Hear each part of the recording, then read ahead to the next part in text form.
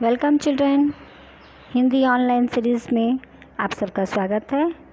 आज हम लोग पढ़ेंगे ग्रामर संज्ञा। सब आप अपनी किताबें लेके बैठेंगे। तो संज्ञा क्या है? संज्ञा जैसे हम लोग इंग्लिश में नाउन बोलते हैं।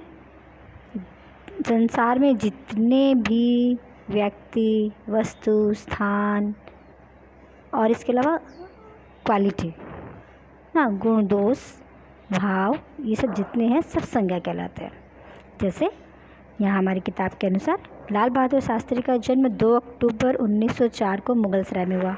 इन्होंने अपने साहस, दृढ़ता और संयमपूर्ण जीवन से भारत को एक नई दिशा प्रदान की। तो इस सेंटेंस में क्या क्या है? लाल बहादुर शास्त्री, अक्टूबर, मुगलसराय, साहस, दृढ़ता, संयम और भारत। ये सारे शब्द किसी व्यक्ति, अवधि माने समय, स्थान, गुण या भाव के नाम को बता रहे हैं। तो इन सब को हम लोग संज्ञा कहते हैं। तो संक्षेप में इसका परिभाषा क्या हुआ? वे शब्द जिनके द्वारा किसी व्यक्ति, प्राणी, वस्तु, स्थान, गुण, स्थिति अथवा भाव के नाम का बोध हो उसे संज्ञा कहते हैं। अब संज्ञा के प्रकार है। तो संज्ञा हिंदी में 3 प्रकार की होती है: व्यक्तिवाचक संज्ञा, भाववाचक संज्ञा और जातिवाचक संज्ञा। व्यक्तिवाचक प्रॉपर नाउन, भाववाचक एब्स्ट्रैक्ट नाउन और जातिवाचक कॉमन नाउन। व्यक्तिवाचक क्या है? जिस शब्द से किसी विशेष प्राणी, व्यक्ति, वस्तु, स्थान का नाम का बोध हो उसे हम व्यक्तिवाचक संज्ञा कहते हैं। जैसे यहाँ दिया हुआ है, जवाहरलाल नेहरू भारत के प्रथम प्रधानमंत्री थे। भगवत गीता में श्री कृष्ण ने अर्जुन को उपदेश दिया। लाल किला दिल्ली में स्थित है।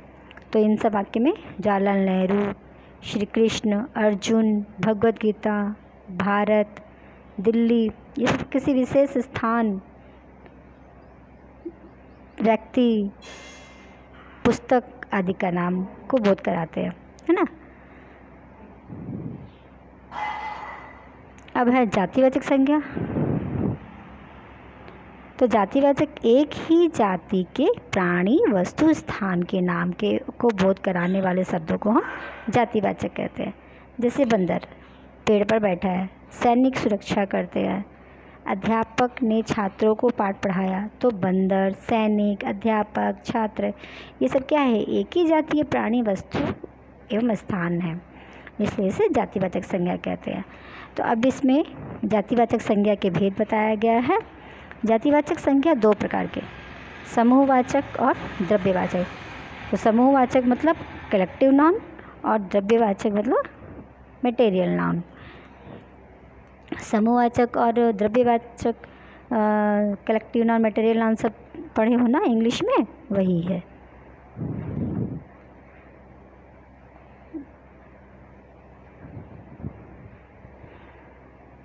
अब समूहवाचक, तो समूहवाचक क्या है? Collective noun. जैसे कोई ग्रुप है, चाहे वो किसी भी चीज़ का ग्रुप हो, चाहे फैमिली है, लाइब्रेरी है, तो उसी तरह से किसी समूह अथवा समुदाय का बोध कराने वाले शब्दों को समूहवाचक संज्ञा कहते हैं। जैसे टोली, परिवार, कक्षा, पुस्तकालय, भीड़, जुलूस। तो टोली माने टीम में भी तो इसमें एक व्यक्ति तो होता नहीं, बहुत सारे लोग होते। परिवार में भी बहुत सारे लोग होते। कक्षा में बहुत सारे बच्चे होते। तो जहाँ हम लोग को बहुत सारे चीज़ मिलता है वो समूह हो गया। तो पुस्तकालय में विद्यार्थी पुस्तक पढ़ रहे थे। अन्ना हजारे के नेतृत्व में जनता ने भ्रष्टाचार के विरुद्ध जुलूस निकाला। ठीक है। तो अब है द्रव्यवाचक, मटेरियल नाउन। तो मटेरियल नाउन क्या है? किसी द्रव्य, धातु अथवा पदार्थ का बोध कराने वाले शब्दों को द्रव्यवाचक संज्ञा कहते हैं। द्रव्यवाचक को गिना नहीं जा सकता, इसे केवल नाप सकते हैं या तोल सकते हैं, जैसे चांदी, सोना, दही, घी, तेल इत्यादि। अब भाववाचक यानी एब्स्ट्रैक्ट नाउन, वो तो तुम जानते हो। जैसे किसी प्राणी या वस्तु के गुण, दोष, भाव अथवा दशा का बोध कराने वाले शब्दों को भाववाचक संज्ञा कहते हैं। जैसे मानवता प्रत्येक प्राणी का पहला धर्म है। कौवा प्यास से व्याकुलता, ईमानदारी सबसे अच्छा गुण है। तो उपयुक्त शब्द में मानवता, प्यास, ईमानदारी, ये सब शब्द किसी प्राणी या वस्तु के गुण, दोष, भाव को बताते हैं। तो इसलिए इन्हें भाववाचक संज्ञा कहते हैं। तो भाववाचक संज्ञा को तो ना ही हम देख सकते हैं, ना ही छू सकते, खाली महसूस कर सकते हैं। तो लेकिन अब भाववाचक संज्ञा जो है उसका प्रयोग हम जातिवाचक और व्यक्तिवाचक दोनों रूप में कर सकते हैं। यहाँ पे दिखाया है, देखो एग्जाम्पल देखिए, जैसे राम है तो राम क्या है, व्यक्तिवाचक है, लेकिन इसी राम को हम व्यक्तिवाचक और जातिवाचक दोनों में यूज कर सकते। कैसे, जैसे फर्स्ट है राम राजा दशरथ के पुत्र थे, तो राम यहाँ क्या हो गया, प्रॉपर नाउन हो गया, व्यक्तिवाचक हो गया। लेकिन यहाँ पे राम, आज घर घर में राम की पूजा होती है, तो घर घर के कारण यहाँ पे राम क्या हो गया, जातिवाचक हो गया। गुरु जी ने हमें पाठ पढ़ाया, यहाँ पे गुरु जी हो गए व्यक्तिवाचक, लेकिन यहाँ पे गुरु शिष्य का मधुर संबंध प्राचीन काल से चला आ रहा है। नेताजी ने कहा तुम मुझे खून दो मैं तुम्हें आज़ादी दूंगा, या नेताजी सुभाष चंद्र बोस के लिए, तो यहाँ पे क्या है, नेताजी चुनाव के समय नेताजी को जनता की याद आती है, यहाँ नेताजी कॉमन नाउन है ना।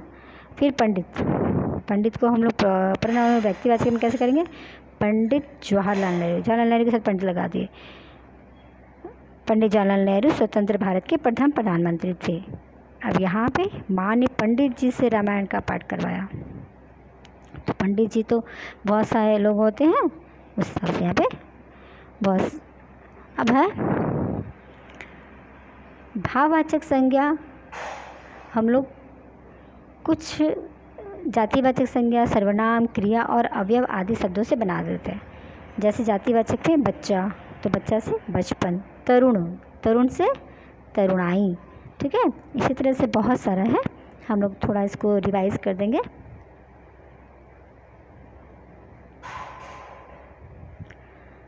शत्रु शत्रुता, माता मातृत्व, नेता नेतृत्व, वीर वीरता, युवक यौवन, स्त्री स्त्रीत्व, नारी नारीत्व, पुरुष पौरुषता, इंसान इंसानियत, मानव मानवता, लड़का लड़कपन, गुरु गुरुता, मूर्ख मूर्खता। फिर भ्रातृत्व, फिर सर्वनाम शब्दों से अपना अपनापन या अपनत्व, आप आपा, सर्व सर्वस्व, स्वत्व, पराया परायापन, निज निजत्व निजता, अहम अहंकार, मम ममत्व ममता। इस तरह से क्रिया शब्दों से भी, क्रिया माने वर्ब से, जीवन, उतरना उतराई, मिलना मिलन, उभरना उभार, लिखना लिखावट, मुस्कुराना मुस्कान, लेना देना लेन देन, धोना धुलाई, चिल्लाना चिल्लाहट, खेलना खेल, चलना चाल, जीतना जीत, सोना शयन, रोना रुलाई, गाना गान, बोलना बोल, लड़ना लड़ाई, पूछना पूजा, उलझना उलझन, खोजना खोज, ठीक है। इस तरह से और है हमारे कुछ अवयव के शब्द हैं, उससे भी हम लोग पढ़ेंगे, और कुछ विशेषण के भी है ना, विशेषण वाले भी पढ़ेंगे। तो विशेषण शब्दों में हरा हरियाली, कृत्रिम कृत्रिमता, प्रतापी प्रताप, उदासीन उदासीनता, एकता, विस्तृत विस्तार, लंबा लंबाई, निपुण निपुणता, विषम विषमता, चंचल चंचलता, समता, चालाक चालाकी, अमर अमरत्व, चौड़ा चौड़ाई, है ना। अब अवयव शब्दों से भीतर भीतरी, नीचे नीचाई, शीघ्र शीघ्रता, पीछे पीछा, निकट निकटता, ऊपर ऊपरी, ठीक है। तो इस तरह से है शब्द। अब यहाँ पे है रिकैप दिया हुआ, किसी व्यक्ति वस्तु प्राणी स्थान व भाव के नाम को बोध कराने वाले शब्दों को संज्ञा कहते हैं। संज्ञा के 3 भेद हैं, व्यक्तिवाचक संज्ञा, भाववाचक संज्ञा, जातिवाचक संज्ञा। समूह या समुदाय का बोध कराने वाले शब्द समूहवाचक संज्ञा कहलाते हैं, ठीक है। कुछ इसका अभ्यास भी दिया हुआ, देख लेते हैं अभ्यास को। किसी भाव की अभिव्यक्ति कराने वाले शब्द को संज्ञा कहते हैं। तो किसी भाव के साथ साथ यहाँ पे और कुछ नहीं दिया हुआ है, व्यक्ति वस्तु स्थान, तो खाली भाव तो होता नहीं है, तो इसलिए हम लोग इसको रॉन्ग करेंगे। जाति का बोध कराने वाले शब्द जातिवाचक संज्ञा कहलाते हैं, बिल्कुल सही। फिर है हिंदी में संज्ञा के 3 भेद माने जाते हैं, बिल्कुल सही। अंग्रेजी व्याकरण के अनुसार कुछ विद्वान संज्ञा के 2 ही भेद मानते हैं, नहीं। संज्ञा का प्रयोग सर्वनाम के स्थान पर कहता है, ये भी नहीं। अब है निम्नलिखित शब्दों से भाववाचक संज्ञा बनाइए, तो मैंने यहाँ पे बना के रखा है, आप थोड़ा सा रिवाइज कर देंगे इसको, रीडिंग कर देंगे। उतरना उतराई, भीतर भीतरी, वीर वीरता, पुरुष पौरुषता। फिर हरा हरियाली, सोना शयन, रोना रुलाई पीछे पीछा। अब नीचे में दिया निम्नलिखित शब्दों को संज्ञा के भेद के अनुसार छांटकर उनके स्थान पर लिखिए। तो ऑप्शन सब दिया हुआ है उसमें भाववाचक संज्ञा, जातिवाचक, व्यक्तिवाचक, द्रव्यवाचक, समूहवाचक, ये सब लिखना है। ठीक है, तो ये सबको लिख दीजिएगा आप लोग। फिर है निम्नलिखित वाक्यों में से संज्ञा शब्दों को छांटकर लिखिए और उनके भेद बताइए। तो ये आप लोग का मैं एक करके दिखा देती हूँ और बाकी सब आप लोग को करना है। जैसे प्रदीप एक अच्छा लड़का है, तो प्रदीप क्या हो गया, प्रदीप है यहाँ पे व्यक्तिवाचक, लेकिन लड़का को लेके जाएंगे तो वो जातिवाचक हो गया। तो प्रदीप और लड़का दोनों लिख के यहाँ पे व्यक्तिवाचक और जातिवाचक लिखेंगे। इसी तरह से मैंने अंडरलाइन कर दिया है, आप लोग इसके खुद से करेंगे। ठीक है, तो आज के लिए बस इतना ही। आप लोग सब इसका अच्छा से अभ्यास करो। भाववाचक संज्ञा तो ICSE बोर्ड में एकदम कंपलसरी है, आना ही आना है, 2 मार्क का आता ही है वो। ठीक है, और इसको थोड़ा सा एक बार रिवाइज़ कर देंगे तो ये सब आप लोग को लर्न हो जाएगा। ठीक है, ये कैसा लगा आप लोग को मुझे बताइए। धन्यवाद।